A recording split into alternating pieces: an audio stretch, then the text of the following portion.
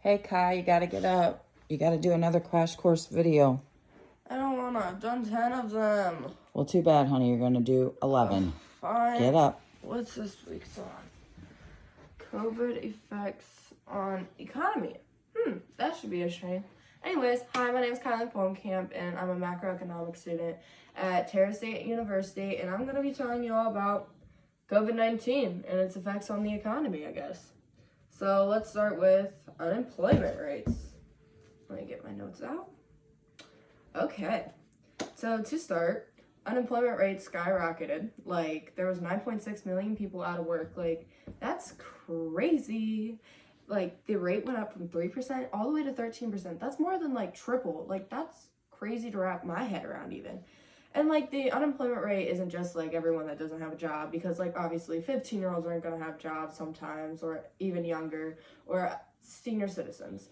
So, like, the unemployment rate actually is the number of unemployed people divided by number in labor force.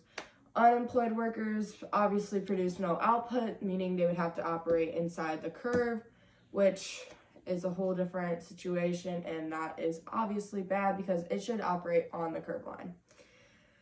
So number 2 is disposable income. Obviously, people are not going to be spending reckless amount of money on coffee, reckless amount of money on everything that you might normally spend. Like, I go to Starbucks every day now after COVID, but I didn't do that during COVID. And consumption makes up for 70% of the total money spent in the economy. Like, if people don't spend money, that percent will go down, meaning the economy will also go down.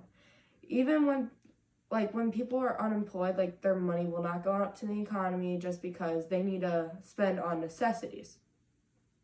They will not have much disposable income to send. And then businesses are going to have to drop their prices so that they will actually get their stuff bought, so then they get to make money, because this led to, like, economic growth slowing, and since prices will go down, this causes, like, a deflation. So personally, I had to go through this, and my dad was a deputy warden, so, like, he obviously kept his job because we don't want inmates running rampage.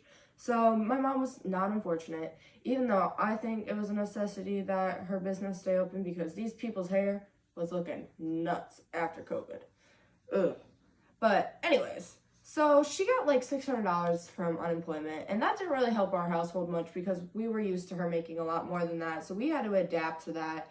And at least my dad kept his job, but, like, we weren't able to spend, like, what we normally spend. We had to budget our money better and only buy, like, what we really needed. But, like, what helped us out was stimulus checks. And these are, like, money that could be given to you. The government wanted you to spend it, basically. And that's what happened. It was from low to medium income houses, because obviously they're going to spend the money more because higher income might, like, you know, put it in the stock market or do other stuff with it and save it because they don't need to spend the money.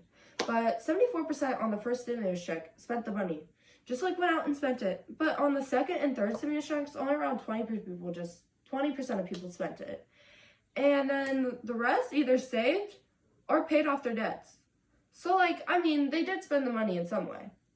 But people did need this money after getting laid off, and it did help them a lot. They needed for food and other necessities. And the 3 check did help the economy by making people put the money back into the economy, which that's basically how you keep the economy afloat. And then let's look at supply and demand. So let's talk, for example, medical supplies. Gloves, needles, hand sanitizer, masks. So many people couldn't find, like, the regular face masks, like the blue or yellow ones, because those were given to the hospitals. Many people couldn't buy hand sanitizer. So the demand was greater than the supply that was actually produced. And this can be a number of different things. So the equilibrium was not met, and there was a shortage of products that were needed. And one reason for that is because imports and exports, most of the stuff says made in China, so we need to import that from China. So, you know what happened? We stopped the imports and exports because we didn't want to spread the disease around. So that leads us to the other point, imports and exports. Importing and exporting can change a country's GDP. By exporting being stopped, businesses lost businesses and other customers. Like international shipping, of course, that was still there. But the thing was, they had to go slower because the ships couldn't get in and out of the country.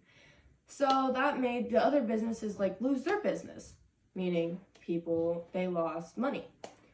And then, like, for example, my mom bought a car with a stimulus check as a down payment, right? And the car dealer said there was hardly any cars since there was no trips being made because the next shipment would come in long after there'd already be cars there. And there's only 20 cars on the lot. Like, that's sad. There's usually like 100 cars there.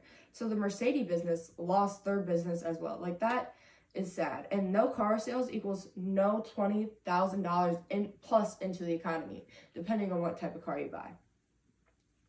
Anyways, the next thing is for high school students, they couldn't buy coffee anymore. And because the coffee business is closed down, and obviously I didn't drive all the way out to go get coffee anymore because I had to pay for gas too. And gas was expensive.